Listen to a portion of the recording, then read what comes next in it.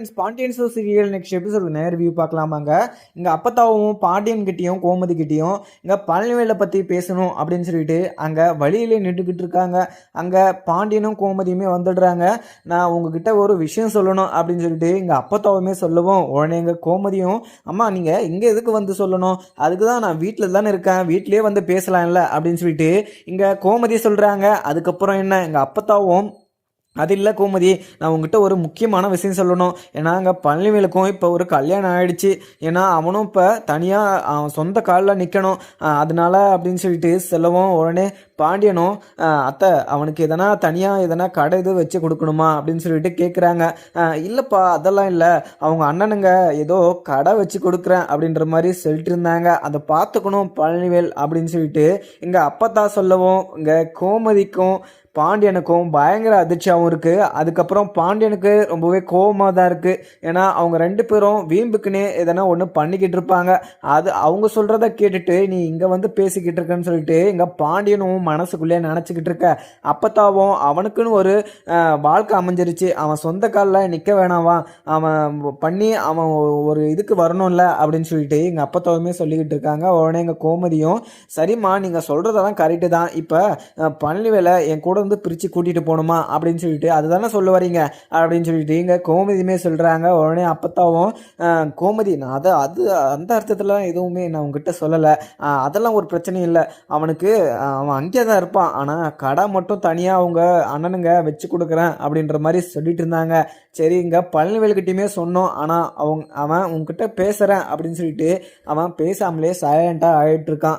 அதனால தான் சரி உங்களோட விருப்பம் என்ன அப்படின்னு சொல்லிட்டு நான் கேட்டுட்டு போகலாம் அப்படின்னு சொல்லிட்டு தான் வந்தேன் அப்படின்னு சொல்லிட்டு எங்கள் அப்பத்தா சொல்லவும் உடனே பாண்டியன் என்ன சொல்கிறாங்க, அத்தை அது அவனோட விருப்பம், அவன் போனால் தாராளமாக போட்டோம், அவன் நல்லபடியாக ஒரு கடையை மெயின்டைன் பண்ணானா எனக்கு சந்தோஷம்தான், அவன் தனியாக கடை வைக்கிறதுல எனக்கு எந்த பிரச்சனையுமே இல்லை, அவன் சந்தோஷமாக இருந்தால் எனக்கு அதுவே போதும் அத்தை அப்படின்னு சொல்லிட்டு இங்கே பாண்டியனும் சொல்லிடுறாங்க. உடனே எங்கள் கோமதியும், அம்மா நீங்கள் இந்த விஷயத்த சொல்கிறதுக்கு தான் நீங்கள் இங்கே வந்து நின்றுட்டீங்களா, அவனை தனியாக கடை வச்சுன்னு போகிறது எனக்கு ஒன்றும் ப்ராப்ளம் இல்லை, ஆனால் நீங்கள் என் வீட்டில் இருக்கக்கூடாது அப்படின்றதுனால நீங்கள் அந்த கடையை வச்சு கொடுக்குறீங்களோ அப்படின்னு சொல்லிட்டு எனக்கு தோணுதுமா அப்படின்னு சொல்லிட்டு இங்கே கோமதியுமே சொல்கிறாங்க. உடனே எங்கள் அப்பத்தாவும், அப்படியெல்லாம் இல்லை, ஏன்னா அவங்க இவ்வளோ நாளாக கேட்டுட்டு இருந்தாங்க, நான் கூட எங்கள் பாண்டியனும் கோமதியும் இதுக்கு மறுக்க மாட்டாங்க, இது அவன் ஒரு நல்ல காரியம் நடக்குதுதான், அது அவனுக்கு ஓகே தான் சொல்லுவாங்க அப்படின்னு சொல்லிட்டு நான் சொல்லிட்டு இருந்தேன். ஆனால் அப்பயுமே பழனிவேலு உங்ககிட்ட வந்து இந்த விஷயத்த சொல்லாமல் மனசுக்குள்ளேயே வச்சுட்டு இருந்துக்கிறான். ஏன்னா சுகன்யாவுமே அப்பப்போ வந்து இங்கே அவனுக்கு ஒரு இது அவருக்கு ஒரு சொந்த தொழில் ஸ்டார்ட் பண்ணி கொடுக்கணும் அப்படின்ற மாதிரி அவங்க அண்ணன்கிட்டலாம் சொல்லிட்டு இருந்தாங்க. அதனால் அவங்க அண்ணனுங்களே ஒரு கடையை பார்த்து வச்சிட்ருக்காங்க. அதனால் இங்கே பழனிவேலை அந்த கடைக்கு மட்டும் நீங்கள் போக சொல்கிறீங்களா அப்படின்னு சொல்லிட்டு அப்பத்தாவுமே கிளம்பிடுறாங்க. அப்பத்தா சொன்னதை கேட்டதுமே கோமதிக்கும் பாண்டியனுக்கும் கொஞ்சம் வருத்தமாக இருந்தாலுமே இங்கே கோமதிக்கு தான் ரொம்பவே வருத்தமாக இருக்குது. ஏற்கனவே இங்கே செந்திலுமே இந்த வீட்டை விட்டு போயிட்டான், இப்போ பழனிவேலுமே தனியாக இப்போ கடை வச்சு இந்த வீட்டை விட்டு போயிடுவானோ அப்படின்னு சொல்லிட்டு யோசிக்கிறாங்க. கோமதி கிட்ட, கோமதி நீ அதெல்லாம் எதுவும் நினச்சிக்கிட்டு நீ ஃபீல் பண்ணிக்கிட்டு இருக்காத, அங்கே பழனிவேலுக்கு தனியாக கடை வச்சு கொடுக்குறாங்களாம், அவன் நல்லா இருக்கட்டும் அப்படின்னு சொல்லிட்டு தான் அவங்க வச்சு கொடுப்பாங்க, நீ எதுக்கும் அதெல்லாம் ஃபீல் பண்ணாத, எங்கள் பழனிவேலுக்கு விருப்பம் இருந்தால் அங்கே போட்டும் தாராளமாக, அதுக்கு நான் எந்த தடியாக நிற்க மாட்டேன், அவன் சந்தோஷமாக இருந்தால் எனக்கு அதுவே போதும், நல்லபடியாக அந்த கடையை பார்த்துக்கிட்டு அவனுக்குன்னு ஒரு லைஃப் இருக்குது, நான் இல்லைன்னெல்லாம் சொல்ல, அவன் சொந்த காலில் நிற்கணும் அப்படின்னு சொல்லிட்டு அவனுமே ஆசைப்படுவான், ஆனால் வெளியில் சொல்ல மாட்டான், அவனுக்குன்னு நிறைய செலவுகள் நிறைய தேவைகள்லாம் இருக்குது. அதனால் அவங்க அண்ணனுங்களாம் யோசிச்சு இது மாதிரி ஒரு நல்ல காரியத்தை இப்போதான் உருப்படியாக ஒரு விஷயத்த பண்ணியிருக்காங்க, தாராளமாக போட்டோம், அதெல்லாம் ஒரு பிரச்சனை இல்லை, நம்ம போகிற வழியை நம்ம முடிச்சுட்டு வரலாவா அப்படின்னு சொல்லிட்டு இங்கே கோமதியுமே கூட்டிகிட்டு போய்ட்றாங்க. இங்கே மீனாவை செந்திலுமே ரொம்பவே கோவப்படுத்திக்கிட்டே இருக்காங்க. ஏன்னா இங்கே கோமதி வீட்டுக்கு மீனாவுமே அடிக்கடிக்க வந்துக்கிட்டு இருக்காங்க அப்படின்னு சொல்லிட்டு இங்கே செந்திலுக்கு சுத்தமாகவே பிடிக்கல. ஏன்னா இப்போ நாங்கள் தனி கொடுத்துன்னு வந்திருக்கோன்னா அது எங்கே இருக்கணுமோ அங்கே தான் இருக்கணும், நம்ம எப்போனா ஒரு நாள் அங்கே போயிட்டு வரலாம், ஆனால் அடிக்கடிக்க நீ அங்கே போகவே கூடாது அப்படின்னு சொல்லிட்டு இங்கே ஸ்ட்ரிக்டாகவும் சொல்லிடுறாரு செந்தில். உடனே இதை கேட்ட மீனாவுக்கு பயங்கர கோபமாகவும் இருக்குது. இங்கே பாருங்க, எனக்கு தோன்றும் போதெல்லாம் நான் அங்கே போயிட்டு வருவேன், டெய்லியும் கூட போயிட்டு வருவேன். உங்களுக்கு என்ன பிரச்சனை? நான் என் அத்தை வீட்டுக்கு போயிட்டு வரேன், அத்தையே பார்த்தீங்கன்னா நீ இங்கே இரு, அவன் மட்டும் அங்கே இருக்கட்டும் அப்படின்னு சொல்லிட்டு எவ்வளவோ நாளாக சொல்லியிருக்காங்க. ஆனால் இங்கே இருக்கிறதுக்கு எனக்கு கொஞ்சம் கூட விருப்பம் இல்லைனாலுமே நீங்கள் சொன்னீங்க அப்படின்றதுனால ஒரே காரணத்தால் இங்கே நான் வந்து இருக்கேன். ஆனால் நீங்கள் ரொம்பவே ஸ்ட்ரிக்டாகவும் இங்கே கண்டிஷனெல்லாம் எனக்கு போடுற வேலை வச்சுக்காதீங்க. அதே மாதிரி நீங்கள் வேறத்தில் எதனா நீங்கள் கண்டிஷன் போடுற வேலை வச்சுக்கோங்க. ஆனால் இங்கே நான் அத்தை வீட்டுக்கு போகிறேன் பார்த்தீங்களா, அதில் மட்டும் நீங்கள் எதுவுமே எனக்கு கண்டிஷனே போடக்கூடாது அப்படின்னு சொல்லிட்டு இங்கே மீனாவுமே சொல்லிடுறாங்க. உடனே எங்கள் செந்திலுக்கு பயங்கர கோபமாக இருக்குது. மீனா, நான் சொல்கிறது உனக்கு கொஞ்சமாவது மண்டையில் ஏறுதா இல்லையா? நம்ம இப்போ எங்கே இருக்கோம்? தனி கொடுத்துன்னு வந்திருக்கோம். உனக்கு தேவையான எல்லா பாத்திரம் சாமானம் எல்லாமே வாங்கிட்டு வந்து வச்சுருக்கேன். உனக்கு பத்தலையா? வேறு எதனா வேணுமா? என்னை கேளு, நான் உனக்கு வாங்கிட்டு வந்து வைக்கிறேன். மற்றபடி நீ அங்கே போகிற வேலையெல்லாம் வச்சுக்காத, உன்னை நான் அங்கே கூட்டிகிட்டு போனால் தான் போகணும் அப்படின்னு சொல்லிட்டு கிளம்பிடுறாரு. அதுக்கப்புறம் மீனாக்கு ரொம்பவே கோபமாக இருக்குது. ஏன்னா எப்போவுமே இவர் இதே மாதிரி தான் பேசிக்கிட்டு இருப்பாரு. இவர் இப்போ சொல்கிறதெல்லாம் நான் கேட்டிருந்தேன்னா எனக்கு பைத்தியமே பிடிச்சிரும் அப்படின்னு சொல்லிட்டு அங்கே மீனவுமே அந்த கோமதி வீட்டில் இருந்து சாப்பாடு கட்டிட்டு வந்ததை அங்கே வச்சுட்டு போயிடுறாங்க. அதுக்கப்புறம் கதிரிமேங்க ட்ராவல்ஸில் உக்காந்துக்கிட்டு நிறைய புக்கிங்கெல்லாம் வருது, அதெல்லாம் பார்த்துக்கிட்டு ரொம்பவே பிஸியாகவும் அங்கே உக்காந்துக்கிட்டு இருக்காங்க. எப்படியோ ஒரு வழியாக அங்கே கதிருக்கு ஒரு நல்ல ஒரு தொழில் அமைஞ்சிருச்சு அப்படின்னு சொல்லிட்டு பாண்டியனும் ரொம்பவே சந்தோஷமாக இருக்காங்க. அந்த பிரச்சனையில் இப்போது இன்னொரு பிரச்சனை, பழனிவேலுக்கு தனியாக மல்லிகை கடை வச்சு கொடுக்குறேன் அப்படின்னு சொல்லிட்டு அவங்க 2 அண்ணனுங்களும் சொல்லிகிட்டு இருக்காங்க. இதில் வேறு எதனா உள்குத்து இருக்கோ அப்படின்னு சொல்லிட்டு நம்மளுக்கு தெரியாது. ஆனால் பழனிவேலுக்கு ஒரு நல்ல காரியம் நடக்க போகுது அப்படின்னு சொல்லிட்டு சந்தோஷப்பட்டுட்டு போக வேண்டியதுதான் அப்படின்னு சொல்லிட்டு பாண்டியனுமே நினச்சிக்கிறாரு. அதுக்கப்புறம் என்னங்க, வீட்டில் அரசியும் ராஜியும் இருக்காங்க. ராஜி அரசிக்கிட்ட, அரசி இன்னைக்கு காலேஜ் இல்லையா, இன்னைக்கு என்ன லீவ் போட்டியா அப்படின்னு சொல்லிட்டு கேட்குறாங்க. இல்லைக்கா, இன்னைக்கு செமஸ்டர் லீவு, நாளைக்கு எக்ஸாம் இருக்கிறதுனால இன்னைக்கு லீவு விட்டுட்டாங்க அப்படின்னு சொல்லிட்டு இங்கே அரசியுமே சொல்லிக்கிட்டு இருக்கோம். உடனே ராஜியும் சரி ராஜி, இங்கே மீனா இல்லாமல் இங்கே ஒரு மாதிரியாக இருக்குது, இங்கே எனக்கு இருக்கிறதுக்கே போர் அடிக்குது அரசி அப்படின்னு சொல்லிட்டு சொல்லிக்கிட்டு இருக்கோம். அண்ணி, எனக்கும் அதே மாதிரி தான் இருக்குது. நான் மீனா நீங்கள் இருக்கிற போது நம்மளாம் எல்லாருமே ரொம்பவே சந்தோஷமாக இருப்போம்.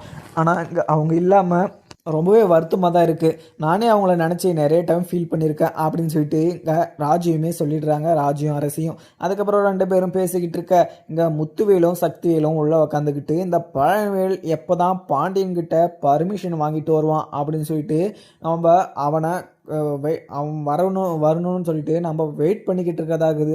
அவனுக்கு ஒரு நல்ல காரியம் பண்ணி வைக்கணும் அப்படின்னு சொல்லிட்டு நம்மளுக்கு ஆசை இருக்குது. ஆனால் அவனுக்கு இந்த நல்ல காரியம் பிடிக்காம அவங்கக்கிட்ட பர்மிஷன் வாங்காமல் இங்கே வரவே மாட்டேன் அப்படின்ட்டு சொல்லிட்டு போயிட்டுருக்கான் வேற அப்படின்னு சொல்லிட்டு இங்கே சக்திவேலுமே சொல்லிக்கிட்டு இருக்கவும் உடனே எங்கள் அப்பத்தாவுமே வெளியே இருந்து உள்ளே வராங்க. உடனே அப்பத்தா கிட்ட எங்கள் சக்திவேலுமே, என்ன அப்பத்தா எங்கே போயிட்டு வர, எங்கே பொண்ணு கோமதி கிட்ட பேசிட்டு வரியா அப்படின்னு சொல்லிட்டு கேட்குறாங்க. அதெல்லாம் ஒன்றும் இல்லைடா, இங்கே பழனிவேலை நம்பிட்டு இருந்தா நம்மளுக்கு வேலைக்கே ஆகாது, அதனால தான் நானே போயிட்டு இங்கே கோமதிக்கிட்டேயும் பாண்டியன்கிட்டேயும் இந்த விஷயத்த கடை விஷயத்த பேசிட்டு வந்தேன். அவங்களுமே பார்த்தீங்கன்னா இந்த விஷயத்துக்கு மறுக்காமல் அங்கே பழனிவேலுக்கு கடை வச்சு கொடுக்குறாங்களா, எனக்கு நல்ல விஷயந்தான், தாராளமாக அவன் வச்சு சந்தோஷமாக அந்த கடையை மெயின்டைன் பண்ணட்டும் அப்படின்னு தான் சொல்லியிருக்காங்க. இங்கே இதுக்கு பயந்துன்னு அங்கே பழனிவேலு இதை கேட்காம இருக்கான். அவன் ஏதோ ஒன்று மனசில் நினச்சிக்கிட்டு இருக்கான். ஆனால் அவன் என்ன நினைக்கிறான்னு தான் தெரியல, அதை சொன்னால் தானே எல்லாருக்குமே தெரியும் அப்படின்னு சொல்லிட்டு எங்கள் அப்பத்தாவுமே சொல்கிறாங்க. உடனே சக்திவேலுமே முத்துவேலு அப்பத்தா கிட்ட, ஆத்தா இங்கே பாருங்கள், இது கடைக்கு ஏன்னா பொருள் எல்லாமே பார்த்தீங்கன்னா இப்போ கடையெல்லாம் ரெடி ஆகிடுச்சு, அந்த பொருள் ஆர்டர் போட்டிருக்கேன், இன்றைக்கி வந்துடும், நம்ம நாளை மறுநாள் பார்த்தீங்கன்னா அந்த கடையை ஓப்பன் பண்ணிடலாம். அங்கே பழனிவேலு வந்தானா அந்த ஒரு விஷயத்தெல்லாம் எல்லா விவரத்துலையும் சொல்லிவிடு, அதுக்கப்புறம் அங்கே சுகன்யாவும் வருவா, நான் சுகன்யா கிட்ட சொல்லிவிடு அப்படின்னு சொல்லிட்டு இங்கே முத்துவேல் சொல்லிடுறாரு. சக்திவேலும் இந்த பழனிவேல் என்ன தான் பண்ணுறான்னா தெரியல, இப்போ அப்பத்தா போய் இது மாதிரி கேட்ட மாதிரி அவன் ஒரு வார்த்தை கேட்குறானா, அவன் அங்கே இருக்கணும்னு சொல்லிட்டு முடிவு எடுத்துட்டான் போல். அதனால தான் அந்த விஷயத்த அங்கே பாண்டியன்கிட்டையும் அந்த ஓடுகாலிக்கிட்டையும் கேட்காம இருக்கான் அப்படின்னு சொல்லிட்டு இங்கே சக்திவேல் சொல்லிக்கிட்டு இருக்கவும் உடனே இங்கே கடைக்கு போயிடுறாங்க இங்கே பழனிவேலும் சரவணனும். கடைக்கு போயிட்டு அங்கே கடையில் இருக்கிற வேலையெல்லாம் பார்த்துக்கிட்டு இருக்காங்க. இன்னைக்கு குடோனுக்கு லோடு வருது அப்படின்னு சொல்லிட்டு இங்கே பழனிவேல் போயிட்டு இறக்கிட்டு இருக்காங்க. அந்த வழியில் இங்கே சுகன்யாவும் போகிறாங்க. சுகன்யா அவங்க லோடு இருக்கிறத பார்த்துட்டு ரொம்பவே கஷ்டமாகவும் இங்கே அவருக்கு மட்டும் இது மாதிரி தூக்குற வேலையை கொடுத்துட்டு அங்கே சரவணனுக்கு சும்மா அங்கே சும்மா எடுத்து வைக்கிற வேலையை மட்டும் கொடுத்துட்டு இங்கே இவருக்கு எவ்வளோ வேலை வைக்கிறாங்க பாருங்க. இவருக்கு சொன்ன கேட்டா தானே இவருக்கு தனி கடையே வச்சு கொடுக்குறேன் அப்படின்னு சொல்லிட்டு அவங்க அண்ணனுங்க சொல்லிக்கிட்டு இருக்காங்க. ஆனால் இங்கே வந்து எடுபுடி வேலை செஞ்சுக்கிட்டு இருக்காரு அப்படின்னு சொல்லிட்டு சுகன்யாவும் மனசுக்குள்ளே நினச்சிட்டு அங்கேருந்து போயிடுறாங்க.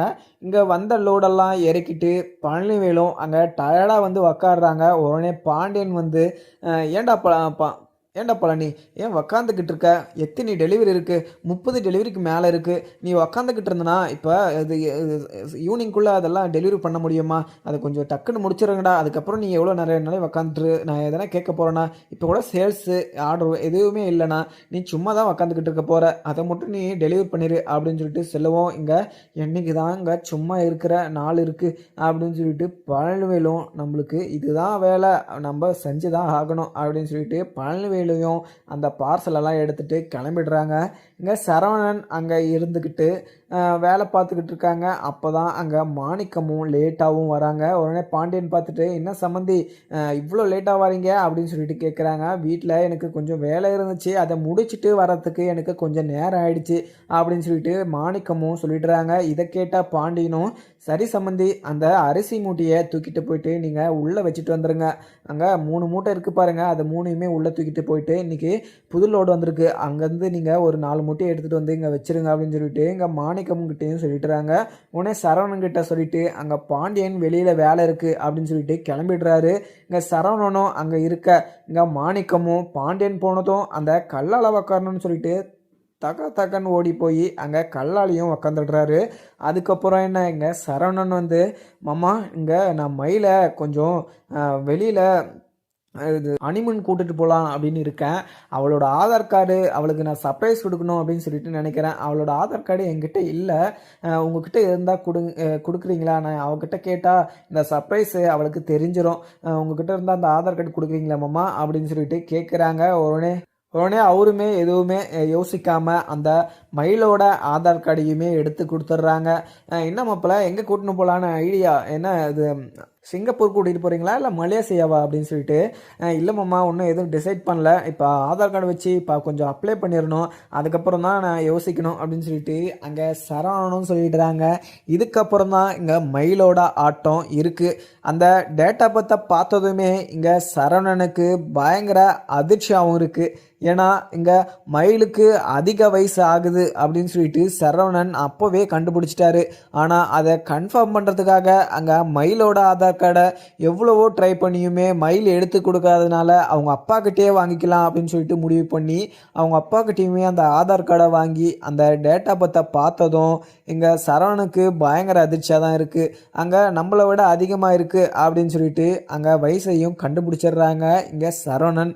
இங்கே மயில் இது எத்தினி போய் தான் நம்மளை சொல்லி இந்த வீட்டில் இருந்துக்கிட்டு இருக்கா, அவங்க ஃபேமிலியே பொய் சொல்கிற ஃபேமிலி போல் நம்மளை என்கிட்ட போய் அங்கே மயிலை கல்யாணம் பண்ணி வச்சுட்டாங்களே, இவ்வளோ பெரிய பொய்யை சொல்லி கல்யாணம் பண்ணி வச்சுட்டாங்களே, இந்த ஒரு விஷயத்தெல்லாம் இங்கே வீட்டில் இருக்கவங்களுக்கு எல்லாருக்குமே தெரிஞ்சிச்சுன்னா மனசு உடஞ்சி போயிடுவாங்க, நான் என்ன பண்ணுறதுன்னு தெரியல அப்படின்னு சொல்லிட்டு இங்கே தலையை பிச்சுக்கிட்டு இருக்காரு சரவணனும். அதுக்கப்புறம் பாண்டியனும் வேலையெல்லாம் முடிச்சுட்டு அங்கே உள்ளே வந்துக்கிட்டு இருக்காங்க. பாண்டியனை பார்த்ததும் மாணிக்கமும் அங்கே கல்லால் இருந்து எழுந்து போய் வேலை செய்கிற மாதிரி அங்கே நின்றுக்கிறாரு. எப்போவுமே அவர் எந்த வேலையுமே செய்ய மாட்டார், ஆனால் இங்கே பாண்டியனை பார்த்ததும் இங்கே வேலை செய்கிற மாதிரி ஆக்டிங் கொடுத்துட்டுருக்காரு. அதுக்கப்புறம் இங்கே பாண்டியனும் உட்காந்து அங்கே தீபாவளி கலெக்ஷன் எல்லாம் எண்ணிக்கிட்டுமே இருக்காங்க.